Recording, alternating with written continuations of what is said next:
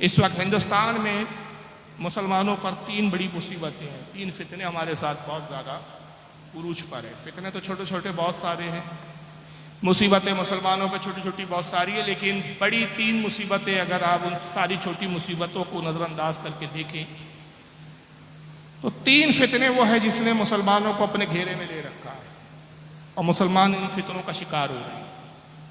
उसमें एक दुश्मनाने इस्लाम का फितना है, जिसकी भरपूर कोशिश है कि हमें इस्लाम से हटा के मुर्तद इर्तिदाद की तरफ लाया जाए, और इसका जरिया उन्होंने हमारे यहाँ की कमज़ोर कड़ी हमारी बहनों को चुना है। वो जानते हैं कि अगर एक मुसलमान की किसी एक लड़की को अगर हमने अपनी तरफ खींच लाया किसी भी तरीके से, एक नस्ल को हम पूरी तरह खराब कर दें। एक ये बहुत बड़ा फितना है हमारे। आज इस कदर हम मुसलमानों पर प्रेशर और इतना प्रेशराइज किया जा रहा है कि मुसलमान अपने तखस्सुस को, अपने इस्लाम की शनाख्त को, अपनी इस्लाम की निशानियों को दिन ब दिन छोड़ता है। कई नमाजों को लेकर तकलीफें दी जाती है, कई दाढ़ी को लेकर फितना खड़ा किया जाता है, कई लिबास को लेकर मॉब लिंचिंग हो जाती है। मुख्तलिफ तरीके से मुसलमानों को दबाने और सताने की कोशिश की जा रही है। एक गैर मुस्लिमों का फितना है जो इस्लाम को फना करना चाहता है और अहले इस्लाम को इस्लाम से हटाना चाहता है। अब ये तो खुले दुश्मन है हमारे, इन दुश्मनों को हम आसानी से पहचान भी लेते हैं। बहरहाल मैं अर्ज कर रहा था कि तीन फितने इस वक्त मुसलमानों के ताल्लुक से बहुत ज़्यादा शदीद फितने हैं। एक दुश्मनाने इस्लाम का फितना जो दिन ब दिन नित नए तरीके खोजता रहता है कि मुसलमानों को कैसे कमज़ोर किया जाए, माली एतबार से उनकी मजहबी शनाख्त को कैसे ख़त्म किया जाए, कैसे उन पर प्रेशर कायम किया जाए और किस तरह उनको हिंदुस्तान में दबा कर रखा जाए और इस हाल तक उनको पहुंचा दिया जाए कि वो अपनी मजहबी शनाख्त का खुलकर इजहार भी ना कर सके। ये एक तवील गुफ्तगू है। सियासी हालात किस तरह के हैं वो आप बेहतर तौर पे जानते हैं। अब दूसरा जो एक फितना है मुसलमानों पर इस वक्त, वो है बदअकीदगी का फितना। ये एक हमारे अंदरूनी दुश्मन है। एक दुश्मन तो वो है दुश्मनाने इस्लाम जो खुला दुश्मन है, जिसको हम समझ भी लेते हैं, पहचान भी लेते हैं, उसकी साजिशों को बहुत हद तक समझ लेते हैं। लेकिन एक हमारा दुश्मन वो है जो हमारे बीच में होता है, हुलिया भी हमारी तरीके का होता है, कपड़े लिबास भी हमारी तरीके के पहनता है, उसके नाम भी हमारी तरीके होता है, तहजीब तमद्दुन रहन सहन सब कुछ हमारा, इबादत भी करता हुआ नज़र आएगा, नमाज भी पढ़ता हुआ नज़र आएगा, हमारी मसाजिदों में भी नज़र आएगा, ईदगाहों में भी नज़र आएगा। गर्ज के उसको देख कर पहचानना मुश्किल हो जाता है कि ये हमारा है या दुश्मन है हमारा। लेकिन मसला कहाँ खड़ा हो जाता है कि अहले फहम हजरात जो है हमारी जमात में, यह अहले इदराक है जो इदराक की सलाहियत रखते हैं, जो समझ बूझ रखते हैं, जो इंसानों को पहचानने का सलीका रखते हैं, उनके गुफ्तगू से, उनके अकायद और नज़रियात से उनको भाप लेते हैं और उनको समझ लेते हैं। और ये सलाहियत हमारे कौम में हर फर्द में नहीं होती। मखसूस होते हैं वो लोग जो इस तरह की सलाहियत अल्लाह उनको नवाजता है, और ये सलाहियतों से जो बहराबर होते हैं वो हमारी जमात के उलमाए अहले सुन्नत है। और तीसरा फिर एक और फितना है, वह है मुज़ब्ज़बियत का फितना, सुलाकुल्लियत का फितना, पिलपिलापन, इधर भी और उधर भी तय नहीं कर पाते हैं बेचारे कि किधर जाएं। ये भी ठीक नजर आता है उनको, ये भी ठीक नजर आता है। दोनों ग्रोह में इम्तियाज नहीं कर पाते कि कौन हक है और कौन बातिल है। और ऐसे लोगों से अक्सर जब मुलाकात होती है और इनको तंबी की जाती है, मुतनब्बे किया जाता है कि भाई ये छुपा हुआ दुश्मन है, लेकिन ये हक दर हकीकत हमारा दुश्मन है। और हमारा इसलिए दुश्मन है कि ये हमारे अल्लाह और हमारे रसूल का दुश्मन है। तो हमारी कौम इस बात को मानने से, इस तंबी को कबूल करने से, इस नसीहत को मानने से इनकार कर देती, कहती कैसी बात कर रहे भाई, नमाज तो पढ़ते हुए हम उनको भी देखते हैं, नाम उनके भी मुसलमानों की तरह है, दाढ़ियाँ उनकी भी है, लिबास भी उनके मुसलमानों की तरह है, हमारी तरह रहते हैं, खाते हैं, पीते हैं, हमारी तरह सारे मामलात हैं, हम कैसे समझ ले कि भाई ये गलत है। और ये सुलह कुल्लियात, ये तज़ब्ज़ुब, ये इधर भी और उधर भी है। ये जो मामला होता है इतना खतरनाक होता है कि ये बदअकीदगी की पहली सीढ़ी होती है। अगर अल्लाह तौफीक दे, हिदायत नसीब में है, वक्त पर हिदायत मिल गई, वक्त पर शऊर और समझदारी आ गई तो बच जाता इंसान, वरना फिर अल्लाह ना करे, खुदा ना खास्ता, अगर उसने समझने की कोशिश नहीं की, अपने आप को इस सुलह-कुल्लियत के फितने से बाज ना रखा, तो नतीजा ये होता है कि सुलह-कुल्लियत के बाद नऊज़ुबिल्लाह फिर वो गुमराहों में होता है, गुमराहों के बाद फिर कुफ्र की तरफ चला जाता है, और कुफ्र के बाद इस्लाम से खारिज होकर मुर्तद हो जाता है। लेकिन वो समझता अपने आप को उस वक्त भी मुसलमान है। अब कैसे जाने हम भाई कि जिसके बारे में बताया जा रहा है कि हमारा अपना नहीं, इसको कैसे पहचाने, कैसे समझे? तो उसका बहुत आसान तरीका हमारे आका सल्लल्लाहु अलैहि वसल्लम ने बता दिया। हुजूर सल्लल्लाहु अलैहि वसल्लम ने क़यामत तक क्या होगा, क्या होने वाला, सब कुछ उसकी खबर दी। तिरमिज़ी शरीफ की हदीस है, बल्कि मैं ये बताऊं कि ये हदीस पाक इतनी मुस्तनद है कि शायद ही कोई ऐसा मुहद्दिस गुजरा हो जिसने अपनी किसी न किसी हदीस की किताब में इस हदीस को नकल ना किया। हत्ता कि मैंने तहकीक की तो मैंने पाया कि तकरीबन 18 अजिल्ला सहाबा इकराम है जो इस हदीस के रावी है। और बड़ी मशहूर हदीस है, आपने 12 सुनी होंगी। तिरमिज़ी के अल्फाज ये है जो हज़रत अब्दुल्लाह इब्न उमर से रिवायत है, इन्ना बनी इसराइल तफर्रक़त सिनतैन अला सबईन मिल्ला। अल्लाह के नबी ने फरमाया, कौम बनी इसराइल में लोगों, कौम बनी इसराइल जो मूसा अलैहिस्सलाम की कौम गुजरी, रसूलुल्लाह से पहली की उम्मत बनी इसराइल गुजरी, जिसमें बहुत सारे अंबिया इकराम मबूस हुए, हज़रत ईसा तक सब बनी इसराइल में आए। फरमाया कि कौम बनी इसराइल में इख्तलाफ हुआ तो वो कौम 72 फ़िरक़ों में बट गई। व तफ्तरिक़ु उम्मती अला सलासीन व सबईन मिल्ला।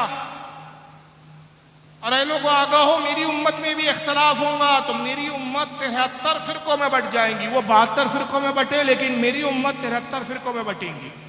कुल्लुहुम फिन्नार, सब के सब जहन्नम में जाएंगे। इल्ला मिल्लतन वाहिदा, सिर्फ एक जमात होंगी, एक ग्रोह होगा जो जन्नत में जाएगा। कालू मन हिया या रसूलल्लाह सल्लल्लाहु अलैहि वसल्लम। सहाबा इकराम ने अर्ज़ किया, अल्लाह के नबी सल्लल्लाहु अलैहि वसल्लम, जन्नती जमात की, जन्नतियों की पहचान क्या है, उनकी निशानी क्या है, कैसे हम उनको पहचाने कि जन्नती है? तो आका ने जो पहचान बताई, इस ज़माने में उस पहचान को जानना समझना बहुत ज़रूरी है। आका ने फरमाया, माना अलैहि व अस्हाबी, का जन्नतियों की पहचान ये होंगी जो मेरे और मेरे सहाबा के अकीदे पर होगा, वही जन्नती होगा। अब ये एक पैमाना हमें मिल गया कि अगर कोई हमारे हुलिये में आ रहा है, सर पे टोपी और दाढ़ी लगी हुई है, जिस्म पे इस्लामी लिबास सजा हुआ है, वो उस वक्त तक हमारा अपना नहीं हो सकता कि जब तक हम ये ना जान लें कि उसकी बोली, उसका अकीदा, उसका नज़रिया वही है जो रसूलुल्लाह और सहाबा का था। अगर उसका अकीदा सहाबा रसूल के अकीदे के मुताबिक है तो हमारा है, वरना फिर वो उन 72 फ़िरक़ों में से किसी न किसी एक फ़िरक़े से ज़रूर ताल्लुक़ रखता है। और ऐसे शख्स से हमें अपने ईमान को और अपने आप को बचाने की ज़रूरत है। आज जो मौजूदा जमातें हैं, कुछ नामज़द हैं, मुख्तलिफ नामों से वो अपनी आइडेंटिटी को बताते हैं, मुख्तलिफ नामों से पहचाने जाते हैं, जाने जाते हैं। हम अहले सुन्नत अपने आप को अहले सुन्नत कहते हैं। हमारा दावा है, और हमारा दावा ही नहीं, उसका सबूत है कि हम वही हैं जो 1400 साल से चले आ रहे हैं। हमारा वही अकीदा है जो अल्लाह के रसूल सल्लल्लाहु अलैहि वसल्लम ने जो अकीदा अपने सहाबा को दिया, सहाबा से ताबईन को मिला, ताबईन से तबे ताबईन को, और तबे ताबईन से अइम्मा से होते हुए हम तक वो अकीदा पहुंचा। और आज जो कुछ जमातें अलग अलग नामों से नामजद है, हम उनको अहले सुन्नत इसलिए नहीं समझते कि हमने रसूलुल्लाह की उसी हदीस पाक को कसौटी बनाया, माना अलैहि वसाबी, जो मेरे और मेरे साहबा के अकीदे पर होगा वही जन्नती है। मैंने अर्ज़ किया कि 3 फितने हैं जो हमारे ईमान को बर्बाद करना चाहते हैं। सुलह कुल्लियत का एक फितना, एक जो है बदअकीदगी का फितना, और एक दुश्मनान इस्लाम जो खुले तौर पर है।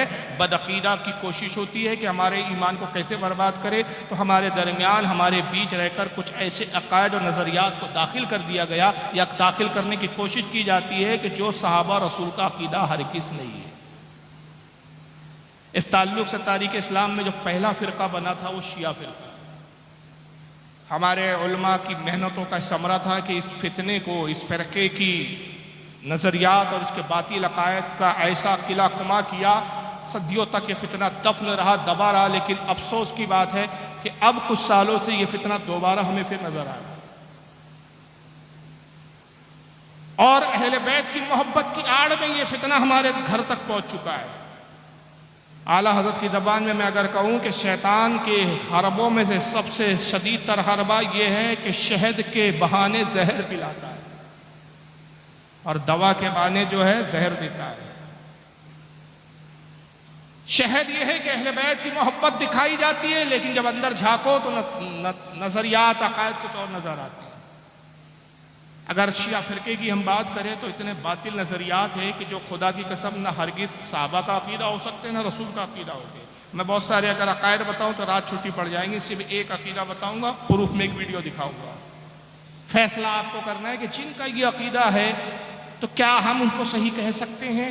क्या हमारी सुलह कुल्ली वाली पॉलिसी सही है कि किसी को बुरा ना कहा जाए, ये भी सही वो भी सही? एक अकीदा मैं ये बता रहा हूं कि आप सब जानते हैं कुरान अजीम कितने पारे हैं? 30 पारे। किस पर नाज़िल हुआ? सरकार सल्लल्लाहु अलैहि वसल्लम। किताबी शक्ल में किसने जमा किया? सबसे पहले किताबी शक्ल में जमा करने वाली ज़ात हज़रत सैयदना अबू बकर सिद्दीक़ रज़ी अल्लाह ताला। अपने दौरे खिलाफत में चंद सहाबा की टीम तैयार करके उन्होंने किताबी शक्ल में कुरान को जमा किया। मशवरा हज़रत उमर का था कि किताबी शक्ल में कुरान जमा कर दिया जाए, इसलिए कि हुफ़ाज़ इंतकाल करेंगे, जंगों में शहादत पा रहे हैं। एक वक्त आएगा कि जब दुनिया से हुफ़ाज़ ख़त्म हो जाएंगे, कुरान का कोई याद करने वाला ना रहेगा। नतीजा ये होगा कि कुरान की बहुत सारी बातें जहनों से जो है निकल चुकी होंगी। लोग उस तालीमात से, कुरान की बातों से नावाकिफ़ होने की बुनियाद पर कुरान का बहुत बड़ा हिस्सा ज़ाय हो जाएगा। उसकी हिफाजत का तरीका यह है कि कुरान अज़ीम को मसहफ़ की शक्ल में, किताब की शक्ल में जमा कर दिया जाए। ये मशवरा साहबा ने पसंद किया, किताबी शक्ल में जमा हुआ, 30 पारों की शक्ल में जमा हुआ। और अहले सुन्नत का ये अकीदा है, 1400 साल का अकीदा है कि जिस तरह अबू बकर ने जमा किया वही कुरान था, जैसा हुजूर पे नाजिल हुआ था, जैसी आयतें हुजूर ने पढ़ के तिलावत की थी, ना उसका ज़ेर बदला है ना उसका ज़बर बदला है। और उसके तहफ़्फ़ुज़ का ये आलम है कि आज भी अगर कोई हाफिज़ कुरान तरावी पढ़ता है, तरावी सुनाता है, या कोई नमाज में किरत करता है, या कोई तकरीर में आयत पढ़ता है और आयत में अगर ज़ेर और ज़बर का भी गलती हो जाए, फ़र्क पड़ जाए, तो एक नहीं सैकड़ों टोकने वाले होते, सैकड़ों वाकिफ़ होते जो समझ लेते, जान लेते कि भाई पढ़ने वाले कारी से फुला जगह गलती हो गई है, यहाँ ज़ेर था ज़बर से पढ़ लिया, ज़बर था ज़ेर से पढ़ लिया। यानी इसकी हिफाजत का ये आलम है कि ज़ेर और ज़बर भी उसका बदला नहीं जा सकता। लेकिन शिया वो बातिल फ़िरका है जो मोहब्बत अहले बैत की आड़ में हमारे दरमियान में दाखिल होना चाहता है, जिन्होंने ये अक़ीदा बनाया माज़अल्लाह नऊज़ बिल्लाह कि आज जो मौजूदा कुरान है ये कुरान महफूज है ही नहीं, ये तहरीफ शुदा कुरान है। हज़रत अबू बकर को अहले बैत से बहुत नफ़रत थी, लिहाजा उस नफ़रत की बुनियाद पर माज़अल्लाह सदबार माज़अल्लाह जनाब अबू बकर सिद्दीक़ रज़ी अल्लाह तआला अन्हु ने कुरान का बहुत सारा वो हिस्सा जो अहले बैत की फजीलत में आया था उसको कुरान से निकाल दिया